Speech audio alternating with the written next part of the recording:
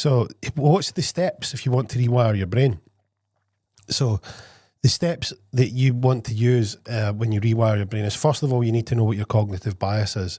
So if you have a bias as in something you need to tweak or change or adjust. So maybe you're a little negative, maybe you're a little too realistic, maybe you've got something you need to tweak. The first thing you want to do is become aware of what that is.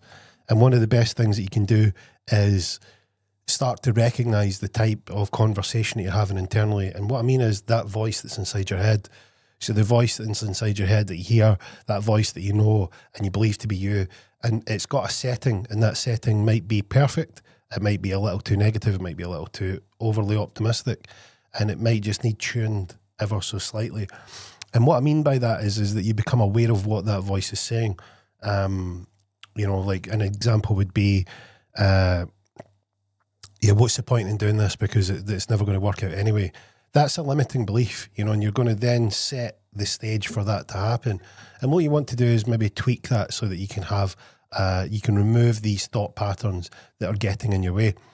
So, like, it's the same thing you would do if you were having a conversation with a kid, and the kid's, you know, going to play some kind of sport, and they're like, "What's the point? I'm going to lose anyway." And you say, "We don't know that. You don't know that. You can go out there and you can give it a try, and you can see how you get on." And what you would look to do is you would adjust the kid's perspective to say, look, you know, it's never done until it's done, and you're better going and giving it your best try, and you can keep improving and keep coming back and keep getting better at this. So just because you think this way doesn't mean that's the way you should think all the time. And if you're going to go and do it anyway, why don't you get yourself in a better frame of mind so that you can at least enjoy what you're doing? And then if you start to enjoy what you're doing and you start to get a result, then you'll feel even better. So then that's an even more compelling reason to then tweak the way that you're thinking. Well, the same thing applies to business, life, success, happiness, whatever it is that you should pursue. So the first step is become aware of what you're saying. The second step is when you identify what it is that's a limiting belief. So limiting belief is that you're really like putting the handbrake on. You're saying something that's holding you back. You know, so you want to remove that. And you want to change it to something a little more empowering. You want to be able to think, well, if I did change this positively, what would it be and why?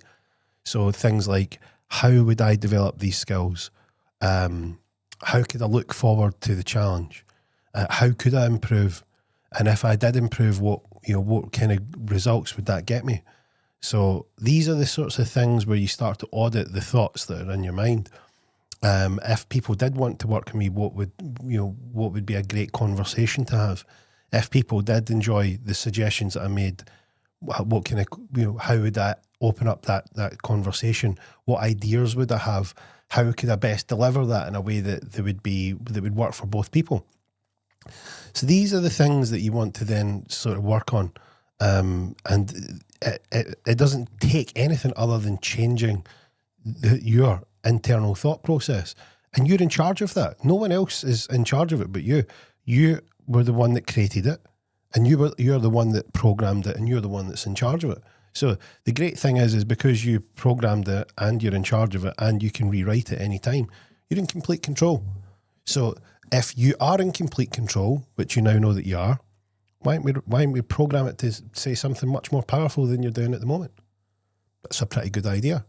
So that's number 2 in the process of how you rewire your thoughts. So the third thing that you want to do is you want to start taking action. And even if you're doing something new or you're doing something that's different, the best way to go about it is actually to start understanding that you're doing something new and recognizing it and saying, hey, look, I know this is new, but there's been lots of things that I've done in the past that were new to me. And now I'm good at them. And I became good at them because I kept doing them. And at some point, these are going to become habit.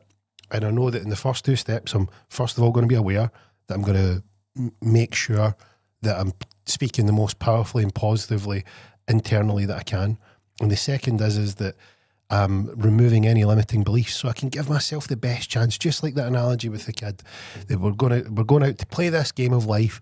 And if I'm going to play this game, I'm going to play it with optimism and drive and motivation and determination to get the ultimate outcome that I want. With that, what happens is you start to develop a pattern, and that pattern is that you get in this powerful and positive loop, and then that becomes your habit. And when you start to do that, what you do is you then create that neuroplasticity that Joe Dispenza talks about. Dr. Joe Dispenza talks about how you can shape and reform the way that your thought pattern happens in your brain. And that's the power of why this matters.